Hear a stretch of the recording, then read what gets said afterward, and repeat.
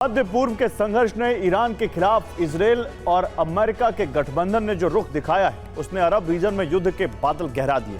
लेकिन भविष्य में अमेरिका ने कोई एक्शन लिया तो ईरान का क्या होगा, इस सवाल का अनुमानित जवाब बदल गया है।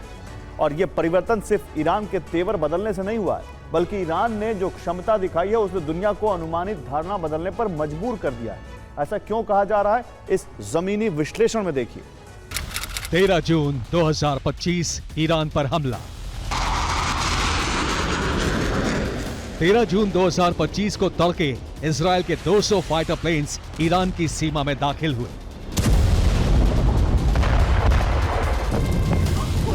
ईरान के 100 टारगेट लॉक करके 6 राउंड बमबारी की। 330 मिसाइल और बम से ईरान दहल उठा। ये ईरान के खिलाफ शुरू हुए इजरायल के ऑपरेशन राइजिंग लायन का पहला चरण था, जिससे ईरान के न्यूक्लियर ठिकाने ध्वस्त करने की कोशिश हुई। और इजरायल के मंसूबे बता रहे थे कि आईडीएफ को ईरान की ताकत का या तो अंदाजा नहीं है या फिर उन्होंने ताकत का आकलन गलत किया है।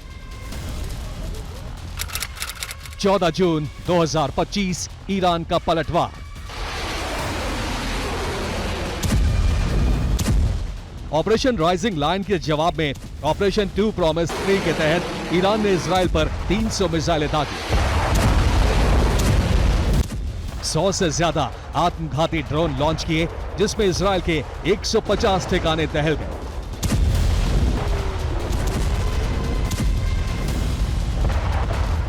इस ऊंची बिल्डिंग की हालत देखिए, इसके एक एक फ्लोर की स्थिति को आप देखिए। इस बहुमंजिली इमारत के शायद ही कोई फ्लोर बचा है जहां पर कि मिसाइल का प्रभाव नहीं पड़ा है। लेकिन आप गौर कर रहे होंगे कि ये सब जो इलाका है ये रेजिडेंशियल इलाका है, जहां पर काफी संख्या में लोग रहते हैं।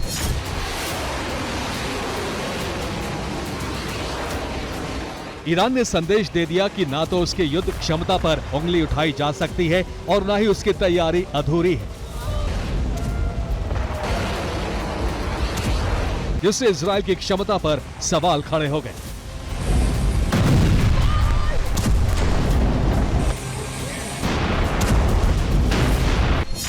सवाल ये, क्या इजरायल डिफेंस की रणनीति में कमजोर है? क्या अमेरिकी सिस्टम भी ईरान ने नाकाम कर दिए? क्या इजरायल की तकनीकी क्षमता सिर्फ दिखावा है? या ईरान की आयुध तकनीक इजरायल से बेहतर है?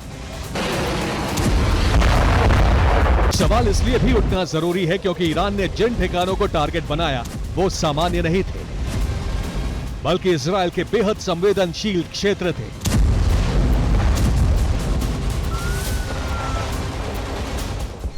जिनमें मोसाद का हेडक्वार्टर, इजरायली सेना का हेडक्वार्टर, आईडीएफ का साइबर कमांड सेंटर, इजरायल का रक्षा मंत्रालय, तेल Aviv stock exchange, Soroka medical centre, प्रमुख हाइफा बंदरगाह, नौसैनिक अड्डा और तेल रिफाइनरी शामिल हैं। और हैरानी की बात यह है कि इन हमलों में इजरायल को अब तक का सबसे बड़ा नुकसान भी उठाना पड़ा, क्योंकि ईरान ने प्रमुख टारगेट 3 क्षेत्रों को किया था: इजरायल की राजधानी तेल अवीव, आर्थिक राजधानी हाइफा और इजरायल का मध्य क्षेत्र बीरशेवा शहर, जो सबसे सुरक्षित माने जाते थे। लेकिन उनकी सुरक्षा की पोल ईरान ने खोल दी।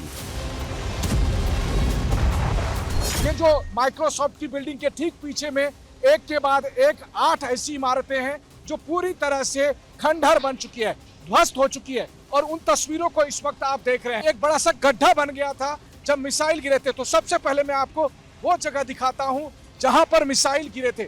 यहां पर गिरा था मिसाइल, जिसके गड्ढे को आप दिखा रहे थे। दावे के तहत ईरान ने न सिर्फ इजरायल में तैनात उनके घरेलू और अमेरिका के डिफेंस सिस्टम को चकमा दिया, बल्कि उन्हें ध्वस्त भी कर दिया, जिसके बाद हमले करना और आसान हो गया। हालांकि ईरान ने इजरायल पर हावी होने की कोशिश नहीं की, लेकिन जैसे ही अमेरिका ने ईरान की फोर्दो न्यूक्लियर साइट को निशाना बनाया, वैसे ही ईरान ने तेल अवीव की तबाही पर मोहर लगा दी।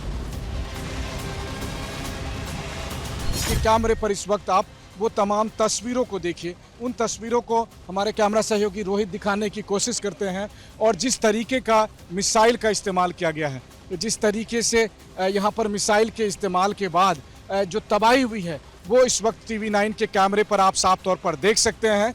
हालांकि सबसे बड़ी बात यह है कि आज बीते एक हफ्ते के भीतर जो ईरान के कई मिसाइल हमले हुए थे, उसमें आज सबसे बड़ा हमला था। इतना बड़ा हमला कि अगर वो कामयाब हो गया होता तो इजराइल में बहुत बड़ी तबाही होती। इन हमलों के बाद इजराइल ने युद्धग्रस्त क्षेत्र नियम लागू कर दिया। क्षतिग्रस्त क्षेत्रों की तस्वीरों और वीडियो पर प्रतिबंध लगा दिया और अमेरिका ने सीज फायर का ऐलान कर दिया। लेकिन क्यों? क्या ईरान के हमले में इजराइल को बड़ा नुकसान हुआ है? क्या अपने नुकसान की डिटेल जारी करके इजराइल का खतरा बढ़ जाएगा, या फिर इजराइल की युद्ध क्षमता का सच सामने आ जाएगा? इन सवालों के जवाब स्पष्ट रूप से नहीं मिलते, लेकिन इतना तय है कि ईरान ने न सिर्फ इजराइल बल्कि अमेरिका को भी अपनी क्षमता से परिचित करवा दिया, क्योंकि इजराइल में मौजूद थार्ड मिसाइल इंटरसेप्टर नाकाम रहे। टॉमाहॉक क्रूज मिसाइल भी ईरान के डिफेंस सिस्टम को इंटरसेप्ट नहीं कर पाए, और GBU-57 बंकर बस्टर बम भी ईरान के न्यूक्लियर सेंटर को ज्यादा नुकसान नहीं पहुंचा पाए, जिससे अमेरिका और इजराइल के दुश्मनों को उनकी ताकत का पता चल गया और यह भी संदेश मिल गया कि ईरान की युद्ध क्षमता कम नहीं है।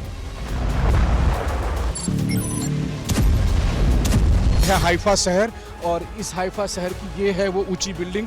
रोहित जरा इस बिल्डिंग को दिखाइए। देखिए, अभी हमने अपने दर्शकों को दिखाया था जब कुछ घंटे पहले ईरान के मिसाइल इस ऊंची बिल्डिंग और ये जो क्लॉक टावर के ठीक बीच में जो ध्वस्त हुई 2-3 मंजिला इमारत है, जो सरकारी बिल्डिंग है, उसको टारगेट किया गया था। मतलब वो पोर्ट के एकदम करीब में आकर यहाँ पर टारगेट हुआ था। इस संघर्ष का विश्लेषण बताता है कि मध्य पूर्व में ईरान सिर्फ अपने प्रॉक्सी के साथ आगे बढ़ रहा है, और वो भविष्य में अमेरिका के खिलाफ भी कदम उठाने की ताकत रखता है, जिसे उसने कभी जाहिर नहीं होने दिया। ठीक इजराइल के उलट, जो अपनी क्षमता के अनुमान से कम साबित हुआ। Bureau report, TV9 Bharatvarsh.